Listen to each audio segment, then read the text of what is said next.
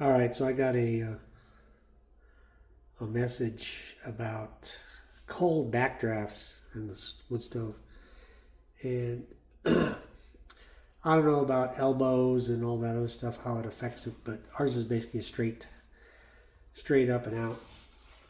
But we have had instances where we've had a cold draft, cold pipe, or whatever you want to call it. And you open the door and you can feel a cold draft coming backdraft coming back into the residence.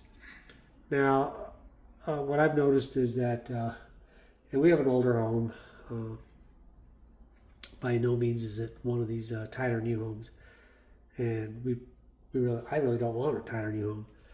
And we've got a what's known as a Kiva fireplace over in the other living area there, and it's got a direct chimney up to the outside with just a damper that you leak air around the damper.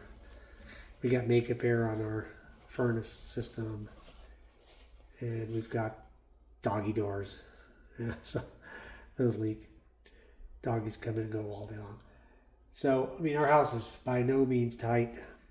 Not in the summer, not in the winter. It's just not tight at all.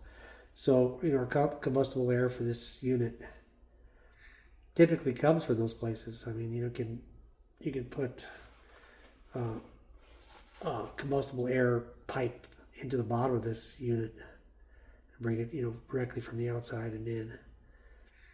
And we just never did that. So we do occasionally get a backdraft, back to that. And ours typically come from when we have our dryer going, our gas dryer going, and it's drying air from inside, combustible air from inside and out the roof vent, and or our exhaust fan over our stove, our gas stove. We run everything in this house on propane, not natural gas, so that doesn't really matter. We're still burning fossil fuel, and we've got an exhaust fan over our stove, and that'll dry air out.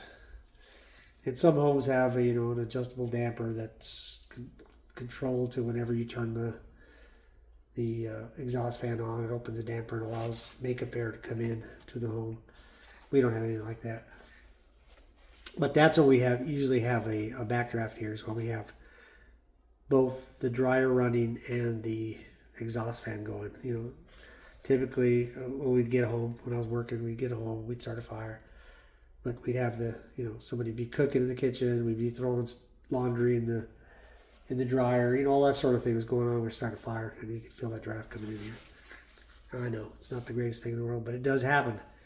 And well, what I typically would do is one or two things. Is I would just use a piece of paper towel like this. If it wasn't too bad, I'd throw a piece of paper towel in there and just use the lighter and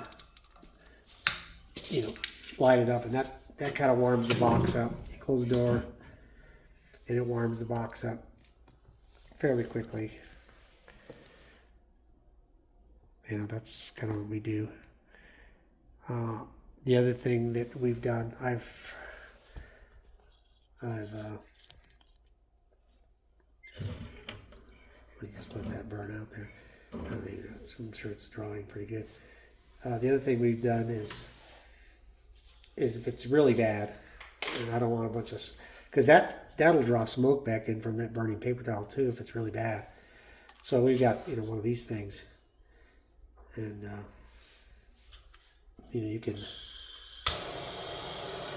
kind of warm up the internal air inside the box fairly quickly. You can just close this and just kind of warm it up, and you'll start to draw up through and out.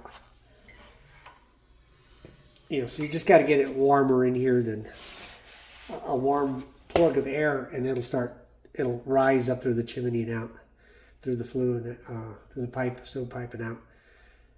So those are the two things. I've heard of people using a blow dryer in there. I don't want to put a blow dryer in there because that's going to just blow dust all over the place. And newspaper, I don't like using newspaper. It seems to smoke much more than a piece of paper towel does. But I have used newspaper before. But so white paper of some sort, or just a napkin or a paper towel seemed to work best for me. And that's how you begin to get a draw here, and you can, then start working on a fire. On fire, you can load your wood up, your little stack here, your little tower, or whatever, however you do it. However you start your fire, and then get that draw going, and then ignite your little starters, or however it is you start your fire in your fireplace, just to get that draw going before you do it. So like I said, I just load it up with what I need to load up, and then warm up the inside of the box, and then start your fire. This thing can be used to start fire too. I mean, it's just a torch. I think this is what brand is this? I don't know. Benzematic. They sell these online for like $20 or something. I don't know. And then these a tank like this will probably last you, if you're just doing this sort of stuff, it'll last you a whole season for sure. And as you can tell, I refill them. I mark them and refill them. You can see that one's been done twice. There's an adapter that you can get that'll take you from the 5, 10, 20, 50 gallon propane tank to this. You get a smaller tank, because you got to actually invert it and get the liquid to flow into this tank. This is liquid propane in here. You fill it about that much, and then it'll allow gas and give you the gas to run your tool. Anyway, that's how we do it. So I hope that answers your question. Thank you.